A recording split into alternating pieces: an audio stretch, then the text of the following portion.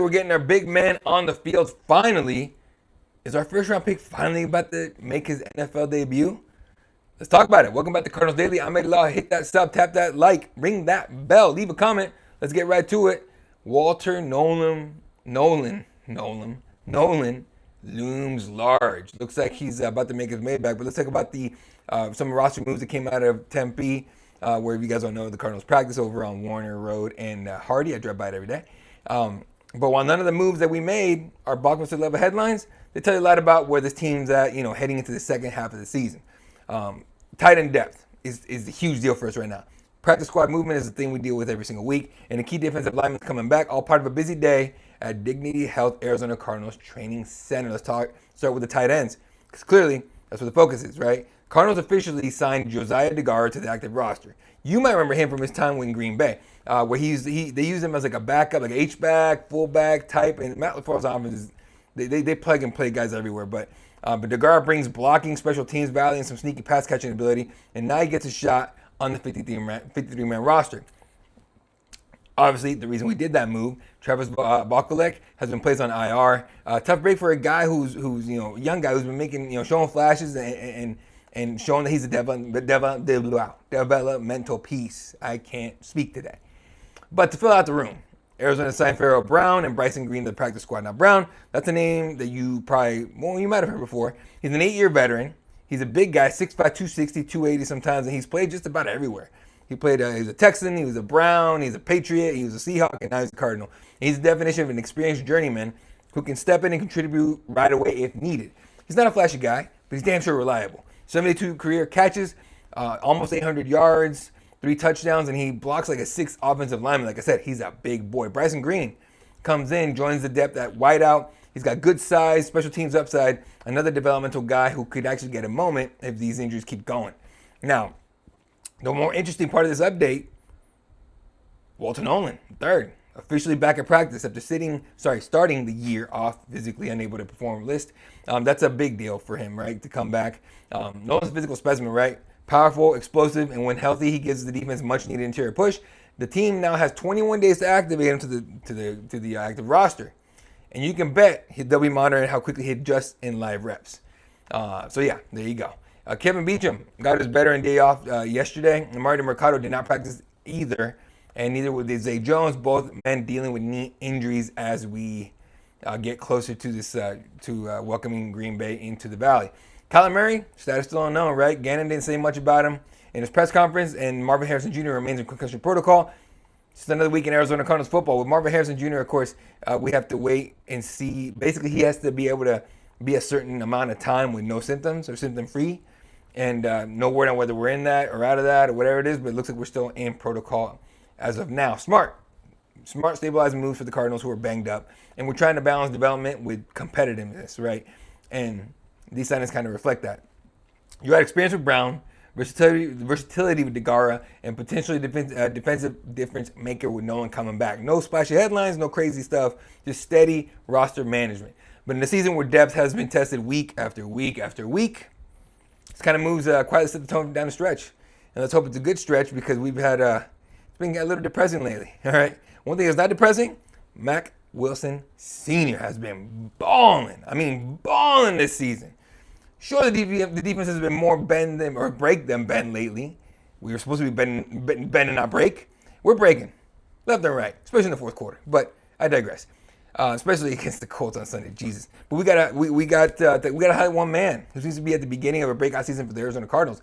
Mac Wilson Sr. has been going off this year, very quietly because of the losses, but he's having a great individual season. He's a player who doesn't always get the spotlight, certainly not from the national media, but whose presence has been quietly meaningful this year. Quietly to everybody else, not to me. I love me some Mac Wilson Sr., right? Wilson signed with Arizona in 2024, and after a solid showing last season, expectations have been just raised a little bit higher in 2025. So far, he's a staple in base formations. He makes consistent contributions. He battles through injury, and he's trying to elevate this linebacker room and this defense. Let's break it down. First, numbers in 2025, he has 22 solo tackles, 41 totals, and through the first few weeks. Kind of wild. He's played nearly every defensive snap in multiple games, showing he's trusted by the staff to be on the field even when the defense is tired or heavy rotation. But when you need a stop, you want Mack Wilson Sr. on the field. He's also battled the ankle injuries, has since the Seattle game. And despite that, hasn't missed any time. And in week 5 of Tennessee, he played every defensive snap, and he racked up 6 tackles in the pass defended, whatever it is, pass breakup. Last year with Arizona, Wilson posted 72 tackles, 3 sacks, 1 interception over 16 games. And if you guys don't know, Pro Football Focus is, PFF. You guys would know, Google it if you want to. But they graded him last year at a 63, almost 64. Not elite, but respectable, right? For a guy at the linebacker position playing significant snaps. What stands out is Wilson's reliability, right? His role as a glue player. He's not doing anything crazy. He doesn't get, game-changing plays every single week, but he's plugging gaps and he's making tackles. He's being the kind of linebacker you want in your rotation. That kind of consistency holds value, right? In a defense with younger pieces and scheme transitions, and again, constant injuries around us, he finds a way to kind of plug those holes in every single week. The ability to stay on the field despite an ankle injury, he's a tough guy, right? Also, solid football IQ. He reads blocks well. He identifies keys. He gets into position at the right times, and it's helped him stay around the ball. So in games where Arizona's front four is generating pressure, Wilson's fit as the cleanup linebacker, preventing games when runners push behind the line, is just invaluable. He's way too valuable, right? Love having him on the team. The one thing, sure, no sacks, no forced fumbles this year. No splash plays, as a pass rusher or playmaker yet. It's not really his primary role anyway. But in today's NFL, as a linebacker, you got to be versatile, right? You got to be able to contribute in multiple spots in order to be disruptive and help the defense be disruptive. But can you really say it's a bad thing? He's arguably been our best player on defense this year, honestly. So there you go. I'm sure they'll have to keep an eye on that ankle injury, make sure, he can still play the rest of the season here. Nagging injuries can really mess with effectiveness and all that, and very slowly, or, depending on how bad the injury is, very slowly mess with effectiveness. So as long as he stays as healthy as he can and still be able to contribute on the field on Sundays, we should be good, right? Also, step up in competition. We're going to get into the tougher part of our schedule here soon, starting this weekend with the Green Bay Packers. He's gonna be dealing with better run schemes, quicker tight ends, more zone passing. It's gonna test his ability to adapt. So there you go. And then of course we need him to be versatile, as we spoke about before here. But the Cardinals ask him to cover, they ask him to blitz, they ask him to drop more frequently, right? And if he can't stretch into those roles, he might find his way into less snaps and all that. So far he's doing well. And I love having him out there. So there's an opportunity for him to show he's worth more than what he has. And when it comes to contract time, when that comes, it's definitely going to be something we have to look at. And everything is we just saw we didn't keep Kaiser White, and I thought we should have. But for some reason he left, and I think it's with the Colts or with the Tennessee. I can't remember what team we went to. But either way, we don't want to lose Wilson Sr. I think he's way too good on this defense to let go. So let's hope we can make something happen before that contract year comes up. But yeah. So where does that leave Mack Wilson Sr. in 2025? He's a workhorse, right? Dependable, pushing through injury and helping stabilize the linebacker core. But to evolve from solid starter to difference maker, he needs more disruptive plays. He needs sacks. He needs fumbles, turnovers, interceptions, whatever. He needs to stay healthy down the stretch as well. So for Arizona's defense, Wilson is a key piece, if not the key piece, the glue that holds it all together. And if he can elevate just a couple notches, just a little bit, that whole defensive side of the ball is going to be scary. And hopefully we can break that fourth quarter lull that we constantly have pretty much every single game. So we'll have to keep an eye on him in divisional games and big moments. That's where we're going to find out if he's just a piece and he's just a dependable guy or if he's becoming the guy. We'll have to wait and see here. All right, so in one of the first episodes I did for Cardinals Daily, I called for the Cardinals to trade for one guy, one of the youngish running backs in the league, because he would absolutely fit this team. Some laughed at me, others agreed, but some, specifically the fans of the team he's currently on, but now 5 weeks into the season, things have, they ain't laughing no more. Things have changed. There's a real opportunity here, a real possibility for the Arizona Cardinals here. So we need to stop just talking about upgrading the backfield and go get someone. And the guy I should target, the guy I need to go get me some Breece Hall. Monty, go get us Breece Hall. Go get our guy. He deserves and needs to be an Arizona Cardinal. Maybe not deserves. I don't think right now the way we are, deserves is a tough word to say. But we need him to be an Arizona Cardinal. How about that? We deserve to have a running back like him. Go get him. Yes. Breece Hall. Dynamic. Dual threat back. And currently with the Jets, of course, who for several reasons make a ton of sense for Arizona right now, honestly, like that trade's going to help both teams, I think, and obviously depending on the pieces go back and forth. But let's talk about it. So rumors have swirled for months that Hall could be available, right? And with some speculation, he might be moved if the Jets fall out of playoff contention, which they're damn sure on their way to doing. Now, Jets head coach Aaron Glenn, right? He's already publicly denied that they want to trade him. They said they don't want to trade him, they want to keep him. But the whispers are not going to go away just because the head coach says that, right? First, Arizona running game. Inconsistent, right? Especially when James Conner went out for the year. Frequently depending on the scheme, the matchups, and rarely dominant when we need it. And a back like Hall brings explosiveness, versatility, and big play upside. The kind of difference maker that we've lacked for years. I love me some James Conner, right? But we've seen him fall off quite a bit before, right? He played his ass off the last couple of years. He earned that contract he has now. But now that he's out, we need to figure this position out because with a busted ankle, it's hard to say he's going to come back the same. And it really is, right? So, yeah. Second, contract timelines matter here. Hall's in a contract year, last year of his rookie deal, I believe, and which makes his trade value higher now than it might be later. The Jets might be more willing to deal him for a strong compensation before he hits free agency.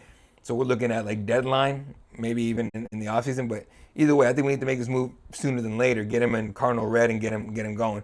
If Arizona can package picks or a mid-level starter, we can get a premium backfield asset for him, right? The fit is there. He can catch. He can run. He fits both inside and outside zones. He can do the stretch plays, and he can complement the passing game. What more do you want? Arizona has enough for speed, outside speed, and receiving threats, right? What we've lacked is someone who can threaten defenses in between the tackles, force mismatches in short yardage, and keep defenses honest. Hall brings all of that. Again, James Conner has been great for us, but with the injury history, he's getting older, and the big contract, we gotta think about, replacing him at this point. The timing is there, right? The trade deadline is looming, and if the Cardinals wait too long, Hall's value could dip, or the Jets might finally say no, right? If Arizona pounces now, they signal they're serious about the season. It's a move that could sway momentum, get the locker room excited and going, and show a win-now mentality. And who knows? He might be the piece we need, right? Jim McBride said his player availability yesterday. He said that the team is still excited. They still show up excited to work because, let's be real, they've only lost by a little bit. It's like a move here or there, right? Sure, the Titans game again, major collapse. But outside of that, every game's been very close, right? Even that game was close. We just couldn't close it at the end. So there you go. Obviously, there's risk to getting Hall. He's battled injuries before, which is nothing new in the NFL, but it's a serious factor, right? Acquiring him commits you to handling his health, his load management, and ensuring he remains effective deep, not just into the season, but into whatever contract you give him. Secondly, he's going to cost something. He really is. The Cardinals likely have to mortgage a little bit of draft capital here or part with contributors. You can't get him for pennies. The front office, Monty, they have to walk the balance between all in and not gutting the future, which I think, okay, would it be an all-in move if we were all in right now? Sure, right? But I think you need to go get him more for the future than anything, right? The Jets have also denied trade plans publicly, which again doesn't really mean a lot in the NFL. But Aaron Glenn has said, quote, "We have 3 good running backs," end quote, and repeatedly shut down trade speculation. That doesn't mean a deal's not going to happen, especially if the season keeps going the way it is.